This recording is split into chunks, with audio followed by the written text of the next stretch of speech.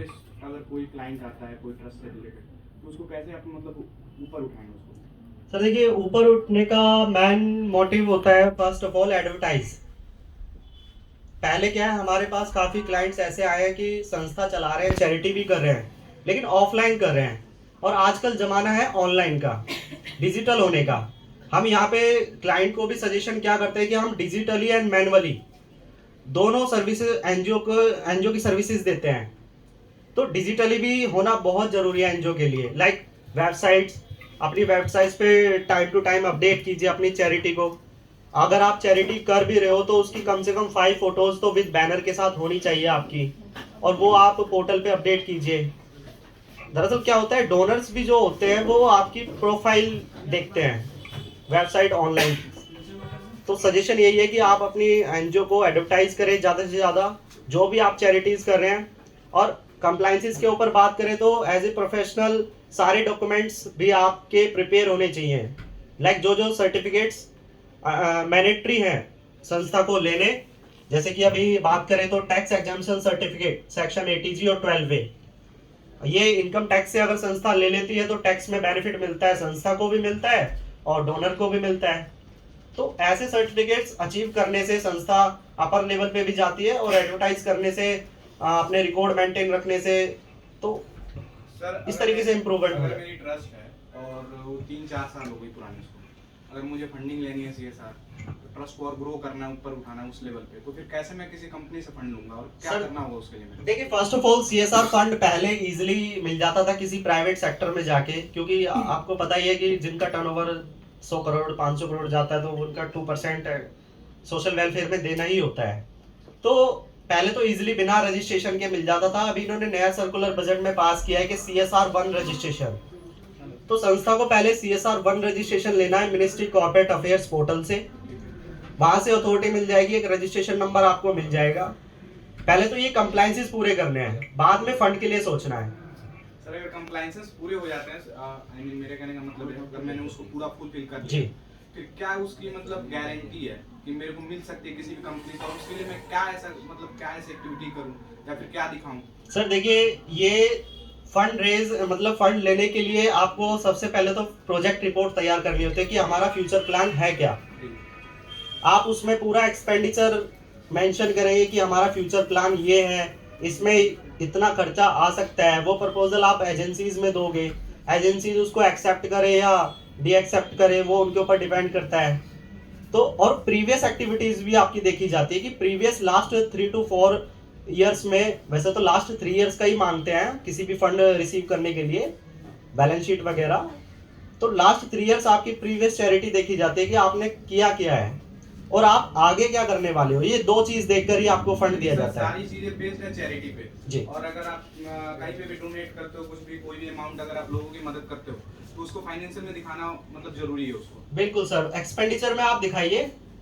अगर income for example अभी आपने कहा कि हमारे पास ऐसी क्वेरीज भी आती है कि मेंबर ने अपनी तरफ से पैसा खर्च कर दिया जी। और खर्च करके चैरिटी भी कर दी। चैरिटी तो संस्था की मानी जाएगी, लेकिन इनकम जो पैसा खर्च किया वो मेंबर ने किया, ना कि संस्था ने। तो ये सब भी आपको बैलेंस शीट में मेंशन करना चाहिए। यानी वो ट्रस्ट के अकाउंट से ही देना होगा। देखो, first of all as a professional legal तरीके से अगर चलें तो पहले ट्रस्ट के अकाउंट में पैसा डिपॉजिट होना चाहिए, चाहे वो मेंबर ने दिया हो, वो मेंबर कंट्रीब्यूशन का पार्ट होता है। फिर उसके बाद अकाउंट से उसको ट्रांजैक्शन करना चाहिए, कोई भी एक्सपेंडिचर अगर आप कर रहे हैं तो। Thank you sir. ये चीज करेंगे तो आप आगे चल के बहुत ग्रो कर सकते हैं। Thank you. Thank you so much Sachin sir for sharing your views with us. So आप लोगों में से किसी को भी कोई डाउट हो, कुछ क्वेरीज हो अपन हमारी एक्सपर्ट टीम से, तो you can have a 1-to-1 connection with them. और अब मैं इनकम टैक्स मैटर, कोई जीएसटी, कोई टीडीएस, ट्रेडमार्क, कोई भी डिस्कशन आपको करना है अपने बिजनेस की ग्रोथ के लिए तो आप कर सकते हैं। कोई प्रॉब्लम आ रही है, ग्रोथ कैसे करनी है, क्या करनी है, कोई भी सजेशन आपको चाहिए तो हम आपको प्रोवाइड करेंगे। तो किसी के जो भी क्वेश्चन है आप पूछ सकते हैं इजीली, जो बेटर होगा वो आपको हम प्रोवाइड करेंगे। प्रोवाइड कर रहे हैं, आपका क्या प्लेटफॉर्म है, थोड़ा आप इसका बताएं। आज का एजेंडा जो है वो ये है कि किसी को अपने बिजनेस की ग्रोथ के लिए, अपनी टैक्सेशन मैटर के लिए, फाइनेंशियल डीलिंग जो हमें करनी है, जो फाइनेंशियल जो हमारा एक रोल होता है एज ए सीए कंसल्टेंट, उसमें हम आपकी क्या हेल्प कर सकते हैं वो आप डिस्कस कर सकते हैं। जैसे आपका बिजनेस ऑलरेडी रनिंग है, आप उसको कैसे ग्रो करना है वो तो आप ही को देखना है, ग्रो कैसे करना है।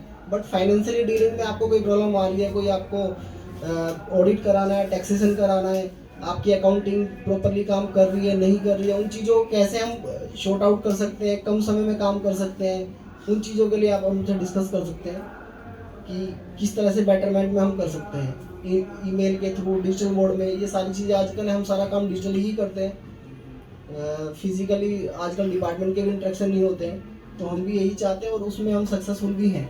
पिछले 9-10 ईयर से हम डिजिटली मोड में ही काम कर सकते हैं। कोई फाइल, कोई डॉक्यूमेंट हमारे ऑफिस में जनरली मेंटेन नहीं होती है, सारा का सारा डिजिटलाइज है। कोई फाइल नंबर है, कोई डॉक्यूमेंट है, सारा हमारे सिस्टम पे, सर्वर पे ही होता है।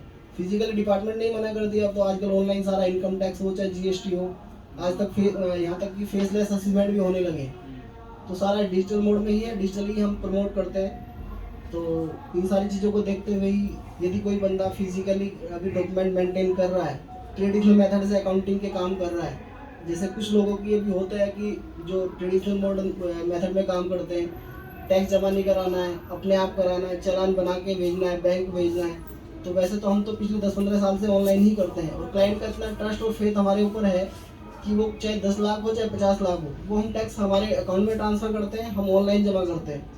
तो बैंक आना जाना कोई नहीं है, फिजिकल कोई चालान जमा करना है, कुछ भी करना है, चाहे ट्रेडमार्क की पेमेंट है, कुछ भी, ये सारी चीज़ ऑनलाइन होती है। तो वही चीज़ें कुछ लोग अभी भी ट्रेडिशनल मेथड में काम कर रहे हैं कि हम अपने अकाउंट से ही जमा करेंगे, टैक्स हमारा है तो हम जमा हमारे अकाउंट से जाना चाहिए, हम आपको फाइल बना के देंगे, मेल नहीं कर सकते। तो उनसे ऊपर उठना चाहिए आज के टाइम में, क्योंकि सारा का सारा डिजिटली चल रहा है सब कुछ। बाकी किसी को और को डिस्कस करना हो तो आप बता सकते हैं, किसी को कई प्रॉब्लम आ रहा है, कुछ आ रहा है तो। इनकम टैक्स का मैटर है, कोई जीएसटी, ट्रेडमार्क, एनजीओ। और इनवाइट करूंगी कि 1 बाय 1 आए और अपना इंट्रोडक्शन और किस डिपार्टमेंट में वर्क करते हैं दीजिए सर। सपोज नहीं कोई इशू यूएसए बेस्ड कंपनी है जो इंडिया में कंपनी इनकॉर्पोरेट करती है, तो उसके लीगल टर्म्स क्या होंगे इंडिया में? फर्स्टली तो इंडिया के अंदर अभी ऐसा कोई रूल नहीं है कि बाहर के ही डायरेक्टर प्रमोटर होंगे और यहाँ इंडिया में कंपनी बना लें। एक पर्सन तो चाहिए इंडियन का, ठीक है, जो एक नॉमिनी डायरेक्टर भी हो सकता है। और आरबीआई से उसको लाइसेंस भी लेना होता है, जो भी उसकी इन्वेस्टमेंट होती है तो फैमा में वो उसका जाता है, FCGBR फाइल होता है, तो पहले फंड्स आता है, बिल, ये सारी चीज़ तुम्हें पता ही है इनकॉर्पोरेशन का सारा, तो वही प्रोसेस है उसका। उसमें स्पेसिफिक कोई बताओ, आपको कोई प्रॉब्लम आ रही है तो इसमें एक और एडिशन बात है। हाँ, नहीं पता होना चाहिए बिल्कुल। हाँ, बच्चे हैं जो कि क्वेश्चन कोई बात जैसा आपने बताया कि if the company located outside India, okay okay, 100 तो हो भी नहीं सकती, 100 भी हो सकती है, 1% या 1 शेयर भी हमें नॉमिनी डायरेक्टर पर रखना होगा, ठीक है, फॉर अगर मतलब डीलिंग ऑल डिपार्टमेंट एंड क्या इंडिया में the one most important the compliance legally that has to be kept in mind. In a case of normal Indian company incorporation, the documents are simply legally notarized by the government registrar officers. But in case of a foreign company, the documents, if the one of the person, the promoter, who is a foreign shareholder come director, then all the documents shall be apostilled. In our India, the in legal terms, the notary we said. In case of the country outside India, then all the documents, whether it is the ID proof, in the document that's said to be ID and address proof outside the India, each and every single document should be apostilled by the embassy of that country. Otherwise, the application cannot be retained by the MCA, and you will receive the reservation for that. So most important. Otherwise, all the processes are the same, the filings criteria are the same. Thank you.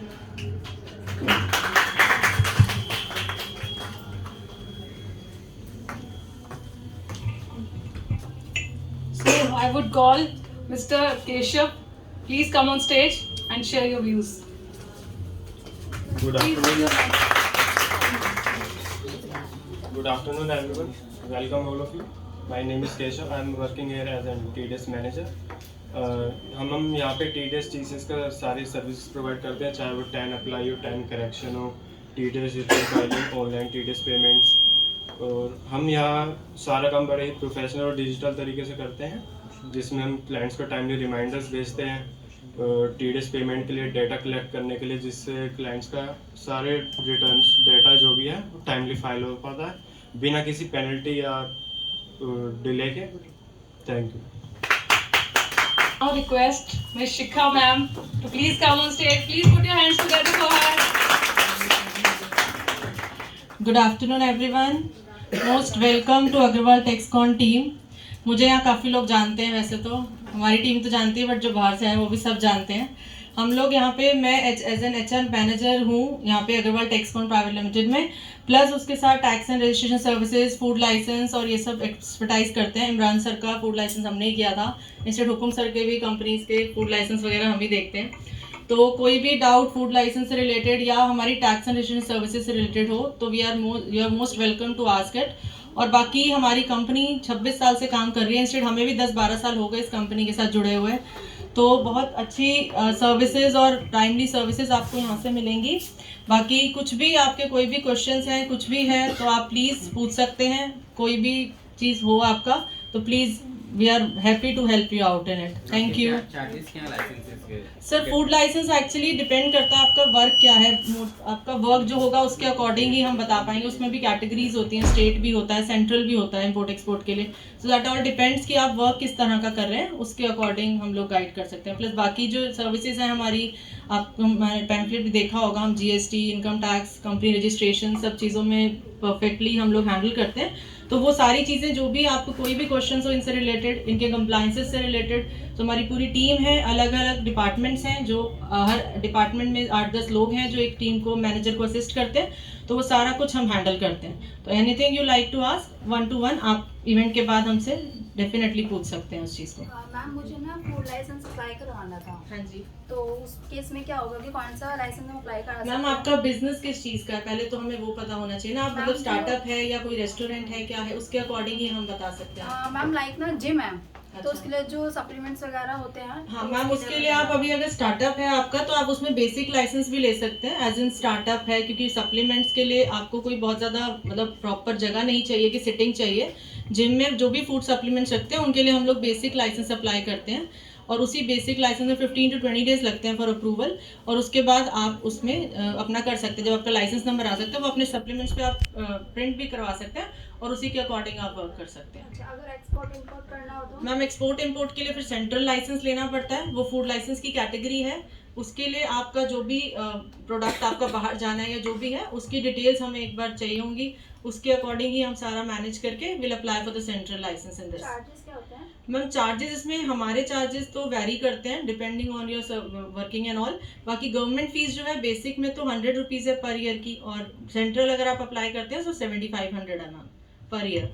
बाकी हमारी charges that doesn't मतलब इतना बड़ा कोई issue नहीं है, वो आपकी जैसे आपको कंफर्टेबल होगा will definitely do in that. Thank you. One question. The question is that why trademark is so important? Sir trademark is important to get the brand registered. Like अगर आपका कोई ब्रांड है, जैसे अभी आपका रेस्टोरेंट चल रहा है भोज द्वार रेस्टोरेंट के नाम से ना, तो अगर आप चाहते हैं कि आपका जो भोज द्वार है ऑल ओवर इंडिया आपका उस वर्ड को कोई और यूज ना कर सके, एज इन या तो आप प्राइवेट लिमिटेड कंपनी बनाते हो तब आपको सेव हो जाता है, अदरवाइज अगर आप उसको ट्रेडमार्क भी करा देते हो अपने लोगों के साथ तो वो आपका जो है परफेक्टली कोई और उस नाम को यूज नहीं कर सकता। मीनवाइल ये नहीं कि बिल्कुल स्टार्टिंग आपने अप्लाई किया और आपको रजिस्टर्ड मार्क मिल गया। ट्रेडमार्क का बहुत 99% केसेस में ऑब्जेक्शन आता ही आता है। उसमें भी ये है कि डिपार्टमेंट अगर अप्रूव कर देता है, हो सकता है डिपार्टमेंट अप्रूव कर दे, आपकी एप्लीकेशन अप्रूव हो जाए, भोज द्वार से कोई और एप्लीकेंट ना हो, ठीक है। फिर उसके बाद भी होता है कि अगर 4 महीने में हमारा अपोजिशन कोई क्लाइंट भी फाइल कर सकता है। अगर क्लाइंट ने फाइल कर दिया then again you have to work on it. उसमें एडवोकेट का रोल आ जाता है फिर बीच में। जब वो एडवोकेट उसमें ऑब्जेक्शन फाइल करते हैं, उनकी डिटेल्स देते हैं, उसके बाद जाके वो क्लियर होता है। Total time it takes 6 to 8 months to get the trademark registered. होता ये 10 years के लिए है, बट 6 to 8 months लग जाते हैं इसके रजिस्ट्रेशन में। We all know about that. No one can copy our name, our brand within that trademark.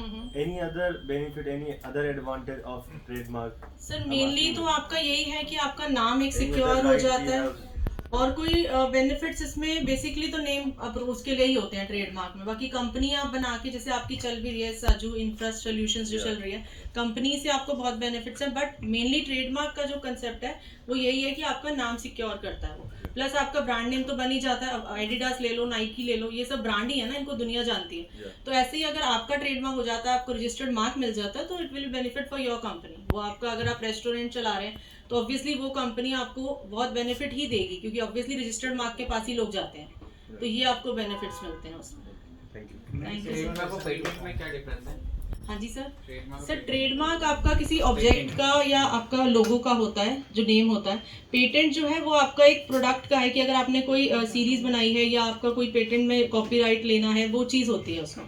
कि लाइक पेटेंट एक अलग कंसेप्ट हो गया, उसमें आपकी पूरी डीलिंग होती है, कोई लाइक कैसे पेटेंट का, अगर नोवेल है, हाँ नोवन, जैसे उसका 1 मिनट वो ट्रेडमार्क का सीमा मैम बताएंगे आपको, ये थोड़ा डील करते हैं उसके लिए पेटेंट और उसका, तो शील definitely question.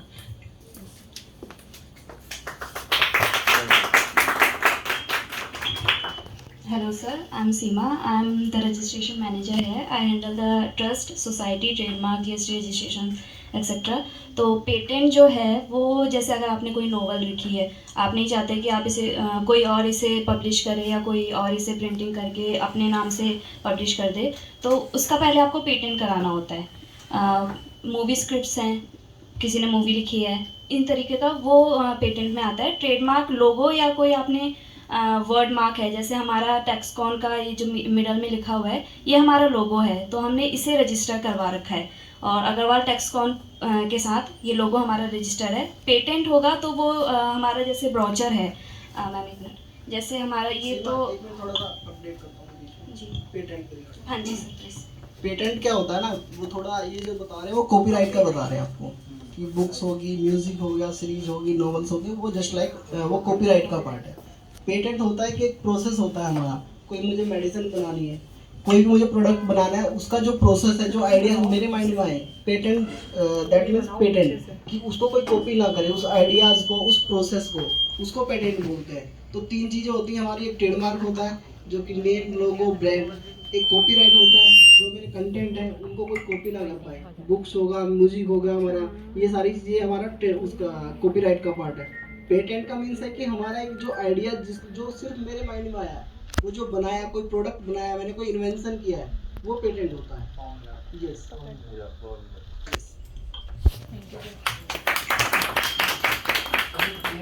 So I would now request Leena ma'am to come and share her views here.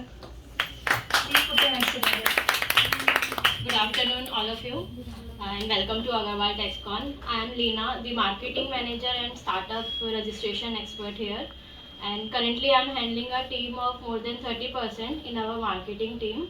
And also, our team motive is to provide a one-stop solution to our client and the best quality work. Also, I have expertise in Startup India registration. I can proudly say I have done in the last 6 months more than 20 startup get registered, which was successfully done in startup registration portal. And that's all regarding that. Thank you. कोई भी queries है, even one to one. Ma'am बोल रहे थे PM के लिए हमारी जो मार्केटिंग वाले डिपार्टमेंट हो गई है, तो हमने कंपनी कॉर्पोरेट करा दी प्राइवेट, तो बाद में पता लगा स्लैम नाम से 1% ट्रेडमार्क है, ट्रेडमार्क के सरेंडर होगा नहीं, कंपनी को ऑब्वियसली उसको से लेके जाना पड़ेगा, सरेंडर करना पड़ेगा, नाम चेंज करना पड़ेगा। जब कंपनी बनती है ना, यदि कोई ट्रेडमार्क ऑलरेडी है रजिस्टर्ड, तो आपकी कंपनी रजिस्टर्ड नहीं होगी, ठीक है। आफ्टर दैट कंपनी इनकॉर्पोरेशन, यदि कोई ट्रेडमार्क मिलता है, इसका डिफरेंट ऑब्जेक्टिव हो सकता है, डिफरेंट नेम हो सकता है, देन ये आपका ट्रेडमार्क रजिस्टर्ड होगा। ट्रेडमार्क के अंदर भी क्या है कि नेम का कंपनी से, सारी चीज़ों से मैच करते हैं वो ट्रेडमार्क वाले भी आजकल रजिस्ट्रार ऑफिस में जो होता है, और ये इसीलिए मतलब जैसे मेरे पास केसेस कैसे हैं, क्या था बताओ। कंपनी कॉर्पोरेट से वेरीफाई लास्ट 5 इयर्स कंपनी का ना, कंपनी का ठीक है।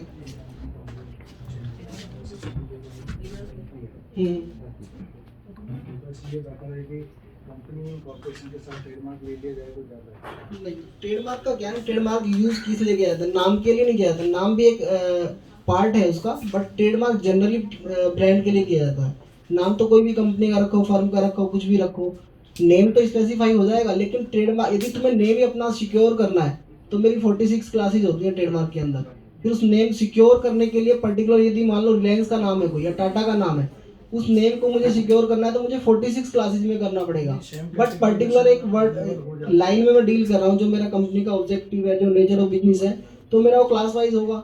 तो मैं एक ट्रेडमार्क के जिस नाम से ले भी रहा हूँ तो मैं खाली उस जिस ऑब्जेक्टिव के साथ या जिस बिजनेस में मैं डील कर रहा हूँ उसी को काम कर पाएंगे हम, बाकी में नहीं कर पाएंगे ना। मैं सेम बिजनेस की बात कर रहा हूँ। जैसे सपोज हम लोग टैक्सेशन में हैं और मेरी कंपनी है और मैंने बना रखी है और मेरी प्राइवेट लिमिटेड मेरी खुद की इनकॉर्पोरेटेड है, तो थर्ड पार्टी ने वो ले रखा है ट्रेडमार्क उसका। तो मैं ये चाह रहा हूँ कि रजिस्टर्ड हो गया उसका trademark, same nature of business में। नेचर ऑफ बिजनेस पे मैं बस ये कहना चाह रहा हूँ, सेम टाइम पे यदि क्लाइंट को इन्फॉर्म किया जाए कि आप ट्रेडमार्क भी ले लें तो बेटर है। ये लीगल इशू है वैसे, यदि हियरिंग हो और हम ऑब्जेक्शन फाइल करें तो ये नाम रिजेक्ट हो सकता है।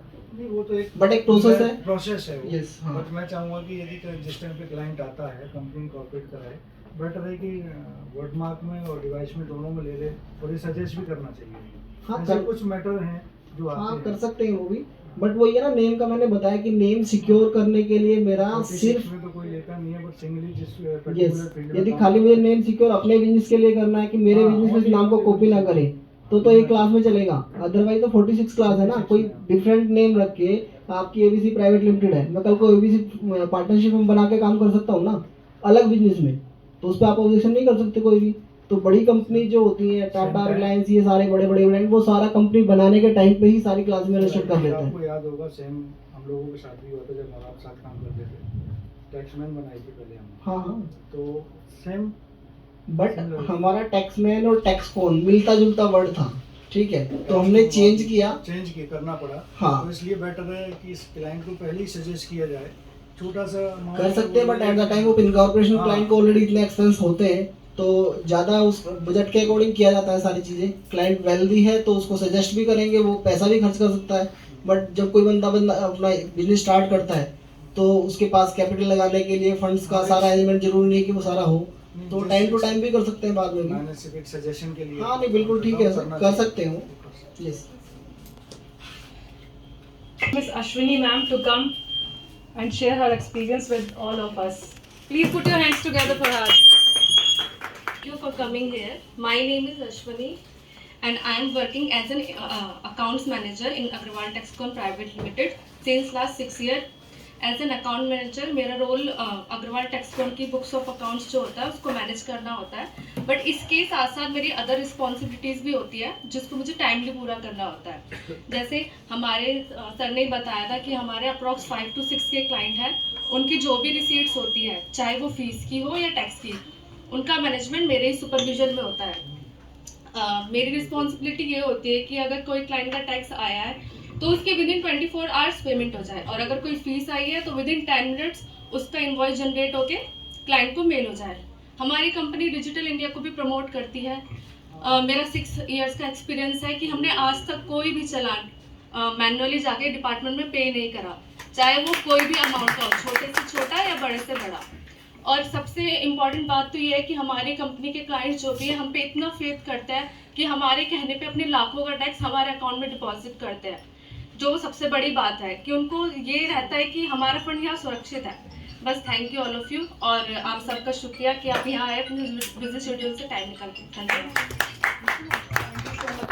You ma'am. तो अभी हम 10 मिनट्स का ब्रेक लेंगे, आप लोग स्नैक्स वगैरह लीजिए, देन उसके बाद हम स्टार्ट करेंगे। आपका जो पार्टिसिपेशन सर्टिफिकेट है वो हम आप सभी लोगों को डिस्ट्रीब्यूट करेंगे बाय आवर ऑनरेबल गेस्ट, वो सभी आप राइट। हमारे पास है GST टैक्सो का हमारा कोर्स है, उसके लिए हमारे जो concern person Leena ma'am,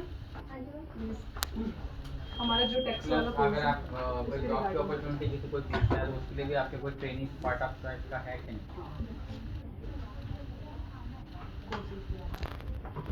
sir currently हमारा टैक्सो ऑनलाइन का एक कोर्स है, स्पेशली स्टूडेंट्स के लिए बहुत अच्छा है। इवन जो वर्किंग है, अगर जीएसटी का उनको वास्ट नॉलेज चाहिए और आप ये घर बैठे इसके वीकेंड्स पे भी कर सकते हैं। इसके वीकेंड्स पे क्लासेस होती हैं 2 to 3 आवर्स की, और वो भी सारे एक्सपर्ट्स इसको हैंडल करते हैं। उसमें बहुत अच्छा वो है, एक अपॉर्चुनिटी है जूनियर्स के लिए। मतलब जो अगर 11th-12th में है, कॉमर्स बैकग्राउंड से, उनके लिए एक अलग कोर्स है हमारा, वो जूनियर लेवल के लिए है। और एक वास्ट कोर्स है जो अगर ऑलरेडी वर्किंग है जीएसटी या अकाउंटिंग इसमें और नॉलेज लेना चाहते हैं, इवन सीएस भी आगे और नॉलेज के लिए डेली अपडेट्स के लिए इसको करते हैं। इसमें डेली अपडेट्स उनको मिलता है, फिर इसमें और उसके अलावा जो भी लेटेस्ट अपडेट्स आएंगी आपके मेल पे आएंगी। और मैं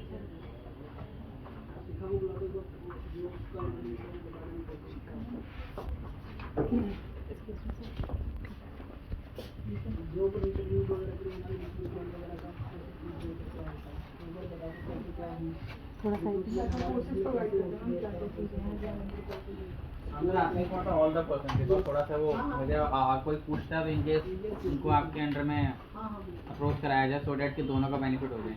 सर बेसिकली हम लोग अभी हमारा बहुत अच्छा एक्सपीरियंस रहा है। लास्ट 6 मंथ्स में हमने 1000+ इंटरव्यूज ले चुके हैं हमें भी लास्ट 6 मंथ्स में, जिसमें से 100 या 150 हम अपॉइंट भी कर चुके हैं एज इन टेली कॉलर्स या हमारी मार्केटिंग टीम के लिए। प्लस जो स्टूडेंट्स होते हैं, जैसे ट्विंकल मैम आए हुए हैं या किरण मैम आए हुए हैं, इनके लिए ये भी होता है कि जो जीएसटी के कोर्सेज, जैसे टैक्सो का मैम ने बताया, टैक्सो का करते हैं या कोई भी ऐसा कोर्स जो जीएसटी या किसी भी चीज़ की नॉलेज देता है, उससे रिगार्डिंग हमारे ऑफिस में रिक्रूटमेंट और प्रोसेस चलता रहता है। हमारे पास वैकेंसीज हैं, अभी अकाउंट्स में भी हैं या आपका इसमें टेली मार्केटिंग डिपार्टमेंट में भी हैं, एचआर में भी हैं और बीडीएम में भी हैं।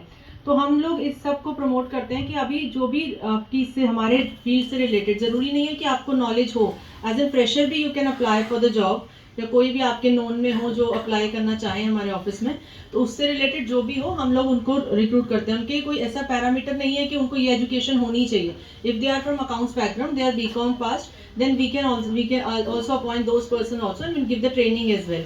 तो यहाँ पे हमारा बहुत अच्छा मोटिव है। जो भी हमारे पास पर्सन एटलीस्ट 3 या 6 महीने भी काम कर जाता है, वो इतना एक्सपर्टाइज हो जाता है अकाउंट्स फील्ड में भी कि इट विल बी ऑनर कि अगर वो किसी और कंपनी में जाके करता है तो उनके लिए बहुत प्लेजर की बात होती है कि हमें इतना कुछ हम अग्रवाल टेक्सकॉन में सीख के आए हैं। और हमारे 1000+ इंटरव्यूज होने का मकसद भी यही है कि हमारा जो डिजिटली हम लोग इसको प्रमोट करते हैं अग्रवाल टेक्सकॉन को, वो बहुत अच्छे लेवल पे है। हमारे प्रमोटर एसके सर हैं, वो ट्रेनर हैं यहाँ के, तो वो सारा कुछ हैंडल करते हैं। कोई भी आपके इंटरव्यूज हैं या उनसे रिलेटेड कोई भी चीज़ है तो ही हैंडल हिमसेल्फ द डिजिटली। तो वो सारा हमारा इतना अच्छा पैरामीट्रिक बना हुआ है। हमारी वेबसाइट पे अगर आप विजिट करेंगे तो उसके according everybody love to work with Agarwal टेक्सकॉन private limited team. तो ये एक वो है। बाकी ऐसा कोई पैरामीटर कोई एग्जैक्ट नहीं है कि इतनी उसकी एजुकेशन होनी चाहिए यहाँ आने के लिए। He can be from BCom background, अगर वो अकाउंट्स के लिए अप्लाई कर रहा है, we can give every training है। So this is the basic thing we do. Law interns का भी है मैम। लॉ इंटर्न्स का यही है कि आप लॉ तो कर ही रहे हैं, बट उसके साथ साथ अगर आप जीएसटी का भी साथ, आप जैसे आपने टैक्सो का, हमने आपको पहले भी आपसे बात हुई थी, वो भी कर लेते हैं तो आपकी उससे नॉलेज गेन हो जाती है। तो उससे रिलेटेड आप करेंगे तो definitely will give you so much training कि आप लॉ इंटर्न में भी आप अपना कर सकते हैं और अपना जीएसटी का तो आप कर ही सकते हैं। तो वो आपके लिए बेस्ट रहेगा आगे के लिए।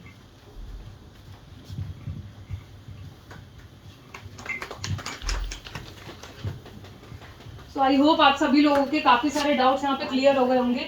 बट स्टिल अगर अभी भी कुछ भी बाकी रहता है तो आप 1-to-1 आफ्टर दिस इवेंट हमारे एक्सपर्ट टीम के साथ कोई भी हेल्प ले सकते हैं, उनकी गाइडेंस ले सकते हैं। इवन हमारे कॉन्टैक्ट, हमें कभी भी कॉन्टैक्ट कर सकते हैं। तो will always help you out. Thank you so much.